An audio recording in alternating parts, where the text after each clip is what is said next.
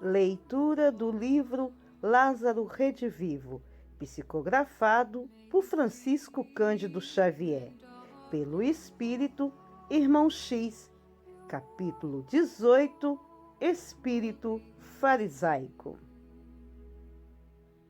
No tempo do Cristo já era antiga a hipocrisia farisaica, a força de se declararem homens de fé e ambicionando a hegemonia nos círculos religiosos e sociais, os fariseus exibiam insuportável orgulho e repugnante vaidade. Sentiam-se únicos diante da divindade. Pervertidos pelo intelectualismo de superfície, colocavam acima de tudo o rigorismo aparente.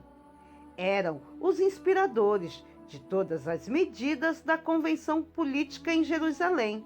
Sabiam manejar com maestria a arma de dois gumes, mostrando a lâmina da calúnia no trato com os adversários do mesmo sangue e a bajulação diante do romano dominador.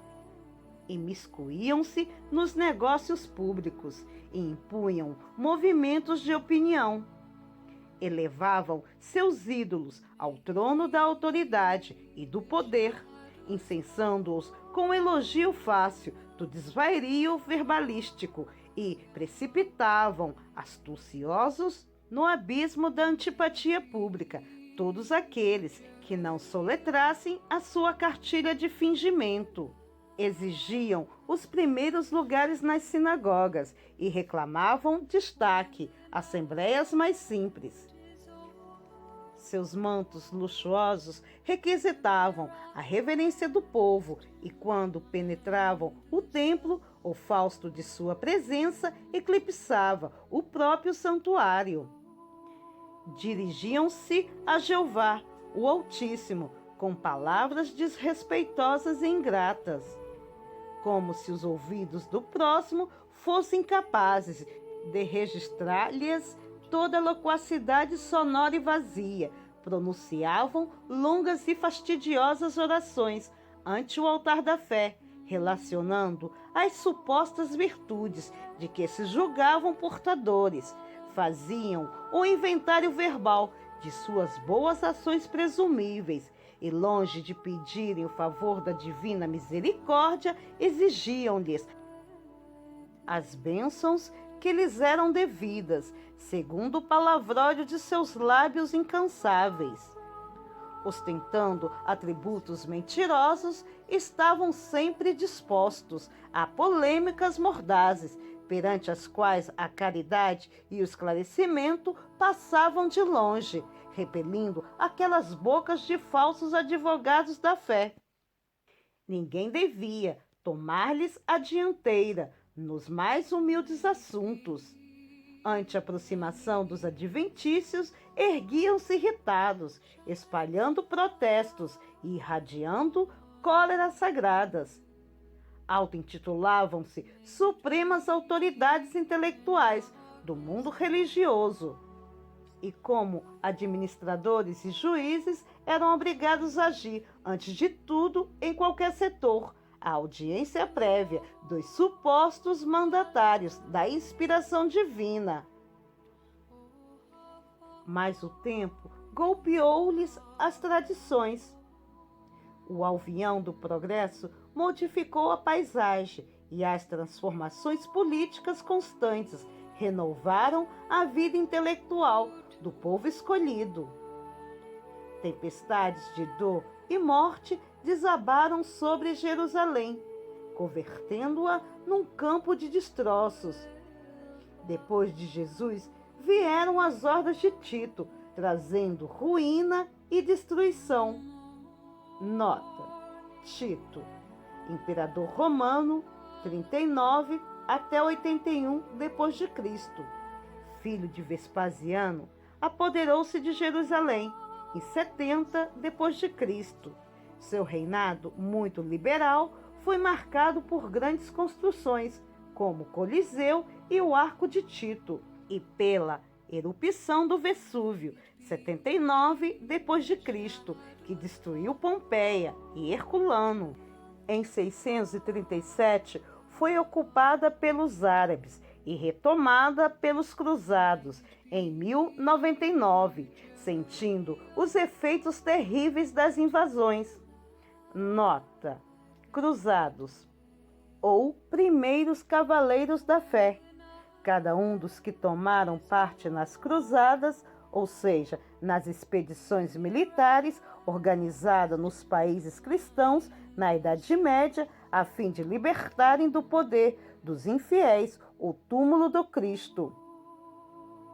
O templo, edificado na época de Salomão por artistas fenícios, com admirável suntuosidade arquitetônica, cheio de ouro e marfim, relíquias e madeiras preciosas, foi destruído por conquistadores fanáticos, sedentos de guerra e dominação.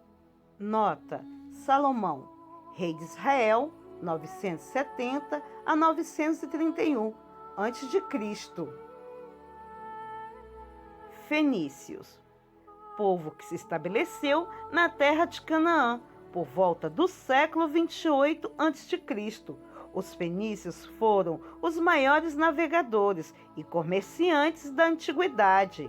Atribuiu-se a eles a invenção do alfabeto fonético. Despojada de suas riquezas, Jerusalém passou a lamentar-se nos muros de sua desolação, clamando a saudade dos seus filhos, dispersos no Oriente e no Ocidente, como peregrinos sem pátria, destinados a chorar, sempre à distância do berço natal. Mas o espírito farisaico fixou-se no mundo inteiro. Persistindo na antiga dominação intelectual, disputa prioridade em todos os serviços de orientação religiosa, veste os trajes de todas as regiões e apresenta passaporte de todos os países. Ainda agora que o espiritismo cristão espalha as bênçãos do Consolador prometido, restaurando a fé nos corações atormentados e sofredores, os novos fariseus congregam-se em arrojados tribunais da religião e da ciência, emitindo sentenças condenatórias. Estão completamente redivivos, noutra roupagem carnal, e envergando outros títulos exteriores para confundir e perturbar. A revelação é exclusividade deles. Não admitem a intromissão em seus trabalhos teológicos inacessíveis. São prediletos da divindade, senhores absolutos da crença, ministros únicos da graça celeste. E contra a onda renovadora da vida humana, que precede do alto, por intermediário daqueles que regressam do túmulo, comentando as realidades eternas até então obscuras, vociferam maldições, lançam insultos, espalham dúvidas brilhantes e escuros sarcasmos. Todavia, o espiritismo cristão são os servidores sinceros da nova revelação, conhecendo-nos de longo tempo. E por isso caminham valorosos e desassombrados, indiferentes aos calhaus da incompreensão deliberada e surdos ao velho realejo da ironia.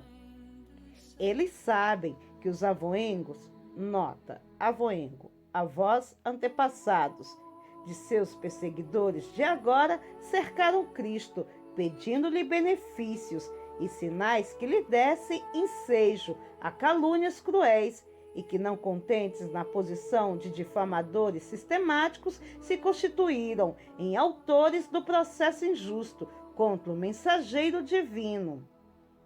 E sabem disso tudo, porque o mundo está informado há mais de 19 séculos de que foi o espírito farisaico, vaidoso e polifronte que conduziu o sublime benfeitor ao madeiro infamante e que, não lhe respeitando nem mesmo a hora angustiosa e terrível da morte, cuspiu-lhe no rosto sangrento, acrescentando, abre aspas, se tu és o rei dos judeus, salva a ti mesmo e desce da cruz, fecha aspas. Frase do povo farisaico,